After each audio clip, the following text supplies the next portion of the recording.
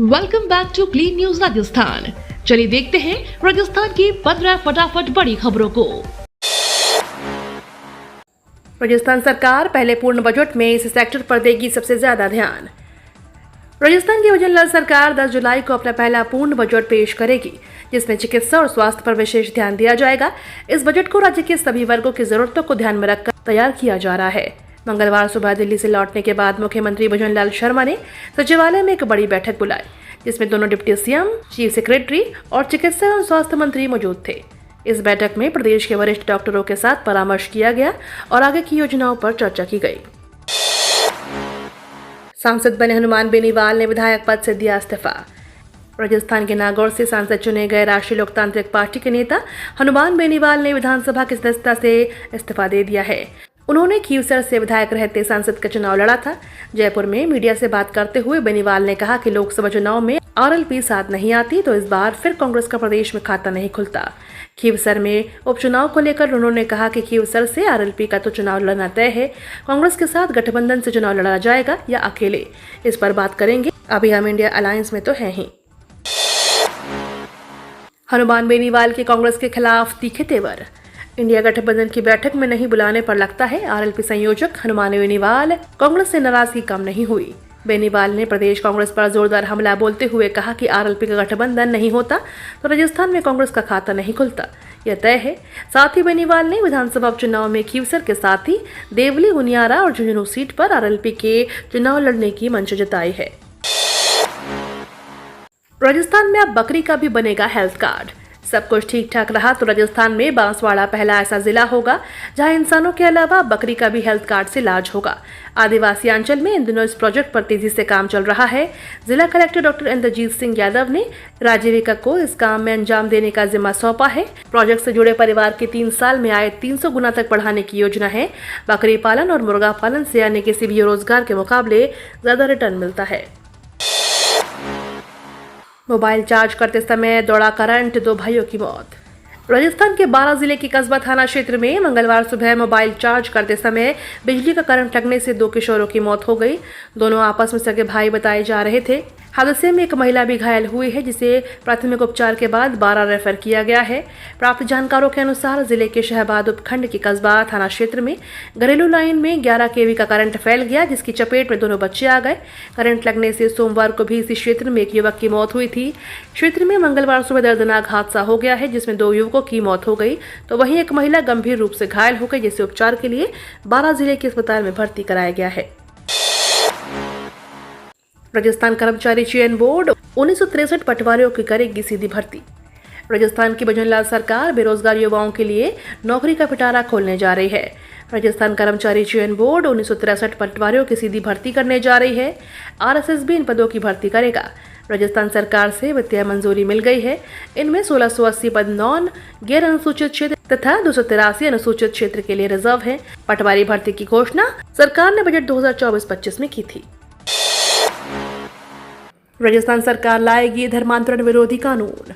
राजस्थान में धार्मिक रूपांतरण के कथित मामलों को रोकने के लिए राजस्थान सरकार शीघ्र धर्मांतरण विरोधी एक नया कानून लाने जा रही है। सुप्रीम कोर्ट में एक जनहित याचिका के जवाब में पेश किए गए हलफनामे में राजस्थान सरकार ने आधिकारिक रूप से स्वीकार किया है। सुप्रीम कोर्ट के अधिवक्ता अश्विनी उपाध्याय ने तमिलनाडु की घटना के आधार पर सुप्रीम कोर्ट में जनहित याचिका पर धर्मांतरण विरोधी मामलों की जांच करने और सख्त कानून की वकालत की थी। इस जनहित याचिका पर सुनवाई करते हुए सुप्रीम कोर्ट ने केंद्र सरकार के साथ ही देश के सभी राज्यों से जवाब मांगा था। राजस्थान के इंजीनियरिंग संस्थानों में 110 सीटों की बढ़ोतरी। जोसा काउंसिलिंग के जरिए देश के आईआईटी, एनआईटी, ट्रिपल आईटी और जीएफटीआई में प्रवेश की प्रक्रिया चल रही है। मंगलवार को चॉइस फिलिंग का समय पूरा हो गया है। इस जोसा काउंसिलिंग के जरिए राजस्थान में 3 सेंट्रल गवर्नमेंट के संस्थानों में प्रवेश मिल रहा है। एजुकेशन एक्सपर्ट्स देव शर्मा ने बताया कि 110 सीटों की बढ़ोतरी हुई है। बीते साल यहाँ 1708 इंजीनियरिंग सीटें थीं, या बढ़कर 1818 हो गई हैं, जिनको जोड़ देते हुए कहा इनमें से 80 सीटें केवल आर्टिफिशियल इंटेलिजेंस में बढ़ी हैं। कुछ दिन और लू से झुलसेगा राजस्थान। प्रदेश में एक बार फिर से गर्मी ने जोर पकड़ा है, जिसके चलते प्रदेश के अधिकतम और न्यूनतम तापमान में वृद्धि दर्ज हो रही है। वहीं मौसम विज्ञान केंद्र का कहना है कि जून महीने के आखिरी सप्ताह में आसमान से राहत की बूंदें बरस सकती हैं। 4 से 5 दिन हीट वेव लू का असर इसी प्रकार बना रहेगा। हीट वेव और लू अधिक होने का सबसे बड़ा कारण पश्चिमी भागों से आ रही गर्म हवाएं हैं, जिसके कारण से प्रदेश में एक बार फिर से गर्मी का सितम शुरू हो गया है। जयपुर एयरपोर्ट को फिर मिली बम से उड़ाने की धमकी। राजस्थान के जयपुर अंतर्राष्ट्रीय एयरपोर्ट को मंगलवार को बम से उड़ाने की धमकी वाला ईमेल मिला। इसके बाद पुलिस और सुरक्षा बल ने संयुक्त रूप से एयरपोर्ट पर गहन छानबीन की। एयरपोर्ट प्रबंधन को ईमेल के जरिए बम की धमकी मिलने के बाद पुलिस और सीआईएसएफ ने परिसर की तलाशी ली है। एयरपोर्ट की चप्पे चप्पे पर गहन तलाशी ली गई। इसमें कुछ भी संदिग्ध नहीं मिला। एयरपोर्ट पर सतर्कता भी बढ़ा दी गई है। सुपर 8 के पहले मैच में भारत की होगी अफगानिस्तान से भिड़ंत। Team India T20 world cup 2024 के सुपर 8 में अपनी जगह बनाई है। रोहित शर्मा की कप्तानी में टीम इंडिया ने लीग स्टेज में शानदार प्रदर्शन किया और अपने तीनों मैच जीते। हालांकि लीग का आखिरी मुकाबला बारिश के कारण रद्द हो गया। अब भारत वेस्टइंडीज में सुपर 8 का मुकाबला खेलेगा, जिसकी शुरुआत 20 जून से अफगानिस्तान के खिलाफ मुकाबले से होगा। दोनों टीमों के बीच यह मुकाबला बारबाडोस में भारतीय समयानुसार रात 8 बजे से खेला जाएगा। इलेक्ट्रिसिटी केवाईसी अपडेट स्कैम रोकने के लिए केंद्र की बड़ी कार्रवाई। 392 मोबाइल हैंडसेट बंद। केंद्र सरकार ने नागरिकों को इलेक्ट्रिसिटी केवाईसी अपडेट स्कैम से बचाने के लिए बड़ा कदम उठाया है। इनमें उन मोबाइल नंबरों को बंद कर दिया गया है जिनके जरिए इस फ्रॉड को अंजाम दिया जा रहा था। दूरसंचार विभाग की ओर से धोखाधड़ी की गतिविधियों की जांच के लिए चक्षु पोर्टल को इस्तेमाल किया गया है। करीब 5 संदिग्ध मोबाइल नंबर को खोजा गया। एआई आधारित इस पोर्टल से खुलासा हुआ कि 392 हैंडसेट से लिंक 31,740 मोबाइल नंबरों के जरिए धोखाधड़ी को अंजाम दिया जा रहा है। राहुल गांधी ने कहा, छोटी सी गड़बड़ी से गिर जाएगी सरकार। कांग्रेस नेता राहुल गांधी ने दावा किया कि पीएम नेतृत्व वाली एनडीए सरकार बहुत ही नाजुक है। उन्होंने कहा कि अपने तीसरे कार्यकाल में एनडीए की सरकार अस्तित्व के लिए संघर्ष कर सकती है। संख्या इतनी कम है कि उनकी स्थिति बहुत नाजुक है और थोड़ी सी भी गड़बड़ी सरकार को गिरा सकती है। सहभागियों को दूसरी तरफ मुड़ना पड़ सकता है। मोदी जी नहीं डरने वाले, भारत संग रिश्तों पर ड्रैगन का दिया मुंहतोड़ जवाब।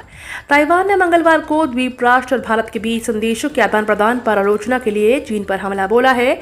ऐसा करने उसने चीन को न सिर्फ उसकी हासियत दिखाई है, बल्कि यह भी साफ कह दिया है कि उसके आगे झुकने वाला नहीं है। ताइवान के उप विदेश मंत्री टिएन चुंगक्वांग ने मंगलवार को एक बयान में कहा कि न तो उनके राष्ट्रपति और न ही भारत के प्रधानमंत्री नरेंद्र मोदी चीन से डरेंगे। देश भर के करोड़ों किसानों के लिए बड़ी खुशखबरी। पीएम नरेंद्र मोदी ने जारी की 17वीं किश्त। देश भर के करोड़ों किसानों के लिए बड़ी खुशखबरी है। प्रधानमंत्री नरेंद्र मोदी ने वाराणसी में आयोजित किसान सम्मान सम्मेलन में पीएम किसान सम्मान निधि योजना की 17वीं किश्त को जारी कर दिया। इस दौरान पीएम नरेंद्र मोदी ने देश के 9 करोड़ 26 लाख किसानों के खाते में 20,000 करोड़ रुपए की राशि को डीबीटी के माध्यम से ट्रांसफर किया। ये तो थी राजस्थान की बड़ी खबरें। रोजाना सबसे पहले अपडेट पाने के लिए क्लीन न्यूज राजस्थान को अभी सब्सक्राइब करें।